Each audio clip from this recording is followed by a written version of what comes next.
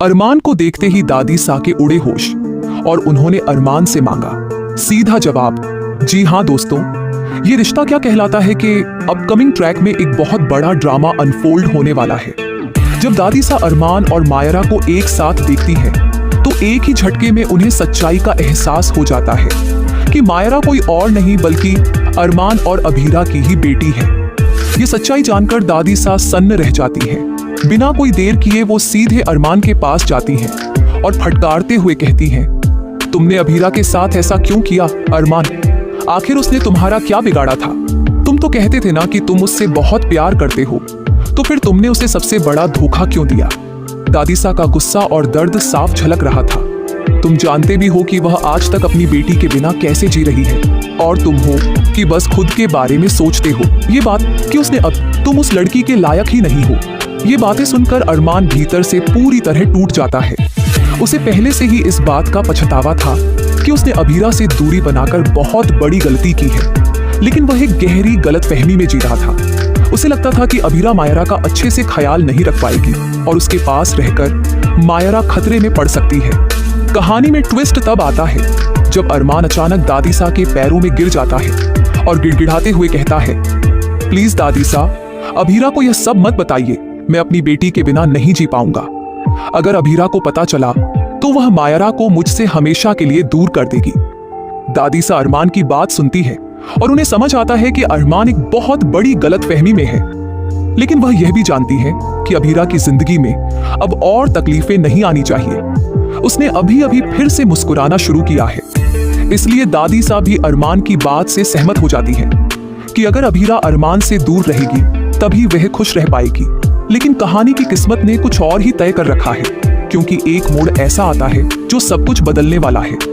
Mount Abu जाने से ठीक पहले मायरा का एक गंभीर एक्सीडेंट हो जाता है और वहां मौजूद होती है अभीरा। वही अभीरा जो बिना अपनी बेटी को पहचाने उसकी जान बचाने वाली है।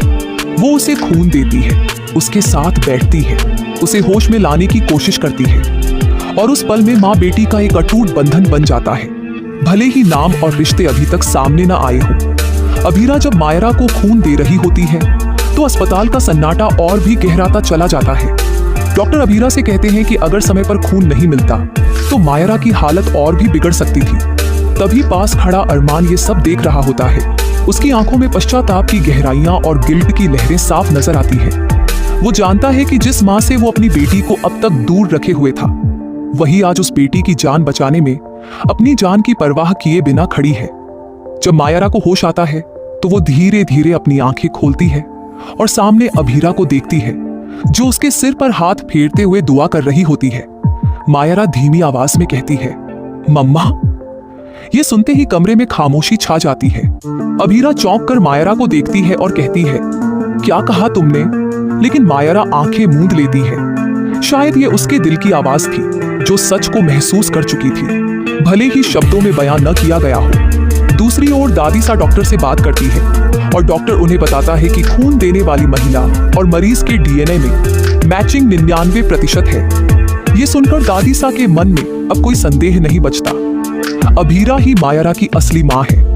अब उनके लिए ये सच छुपाना मुश्किल होता जा रहा है। वो जानती है कि सच्चाई को दबाया नहीं जा सकता। कुछ दिन बाद अस्पताल से छुट्टी मिलने पर मायरा को लेकर अभीरा अपने घर जाती है, क्योंकि डॉक्टर ने आराम करने की सलाह दी थी। अरमान कुछ बोल नहीं पाता, सिर्फ दूर से उन्हें जाते हुए देखता है। उसके दिल में एक तूफान चल रहा होता है, लेकिन अब उसे ये समझ में आ गया है कि मायरा को उसकी माँ के पास होना ही चाहिए।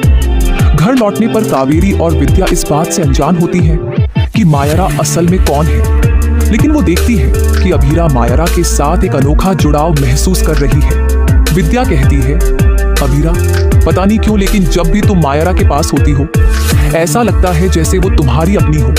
अभीरा बस मुस्कुरा देती है, लेकिन उसके मन में भी अब सवाल उठने लगे हैं। एक रात जब सब सो रहे होते हैं, अभीरा अपने पुराने एल्बम निकालती है और मायरा की तस्वीरों से उसकी शक्ल मिलाने की कोशिश करती है।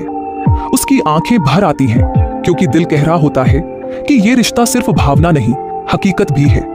इधर गीतांजलि दादी सा से कहती है, हमें अब सच बता देना चाहिए। अभीरा को यह जानने का हक है और मायरा को भी। दादी सा गंभीर होकर कहती है, मैं जानती हूँ गीतांजलि, लेकिन ये बात जितनी जल्दी सामने आएगी उतना ही ज्यादा तूफान मचेगा, और वही तूफान जल्द ही आता है। एक दिन मायारा स्कूल में एक पेंटिंग कंपटीशन में हिस्सा लेती है। वो माँ बेटी की एक खूबसूरत पेंटिंग बनाती है। जब जज उससे पूछते हैं कि ये किसकी तस्वीर है, तो मायारा मासूमियत से कहती है, ये मेरी मम्मा है, अभीरा मम्मा। ये सुनकर वहां मौजूद सब लोग हैरान रह जाते हैं, और ये खबर धीरे धीरे अरमान तक भी पहुंच जाती है। अरमान अब और नहीं रुक सकता। वो एक दिन चुपचाप अभीरा के घर आता है और उसे सारी सच्चाई बता देता है। वो रोते हुए कहता है, मायारा तुम्हारी ही बेटी है अभीरा। मैंने उसे तुमसे छीन लिया था, लेकिन अब मैं और झूठ नहीं जी सकता। अभीरा के पैरों तले जमीन खिसक जाती है। वो चुप हो जाती है। उसकी आंखें फटी की फटी रह जाती हैं। उसे विश्वास नहीं होता कि वो अपनी ही बेटी के इतने करीब रहकर भी उसे नहीं पहचान पाई। उसके अंदर की माँ चीख पड़ती है और वो जोर से रोने लगती है। फिर आता है वो पल जब मायारा को भी सच्चाई बताई जाती है। पहले तो वो समझ नहीं पाती, लेकिन जब दादी सा और गीतांजलि उसे सब कुछ प्यार से समझाते हैं, तो वो भी फूट फूट कर रोने लगती है। वो दौड़कर अभीरा के गले लगती है और कहती है, मैंने हमेशा आपको ही अपनी मम्मा माना था। अब यकीन हो गया कि मेरा दिल सही कह रहा था। इस इमोशनल मिलन के बाद घर में एक बार फिर बहस का माहौल बन जाता है। कावेरी को लगता है कि अब अरमान और अभीरा को फिर से एक हो जाना चाहिए, लेकिन विद्या को डर है कि इस सच्चाई से घर में और खींचतान हो सकती है। अरमान चाहता है कि अब वह मायारा के साथ एक नई जिंदगी शुरू करे, लेकिन अभीरा कहती है, मैं तुम्हें माफ कर सकती हूं, लेकिन सब कुछ भुला नहीं सकती। जो साल मैंने अपनी बेटी के बिना गुजारे हैं, उनका हिसाब कौन देगा। अभीरा अब मायारा को लेकर खुद निर्णय लेना चाहती है।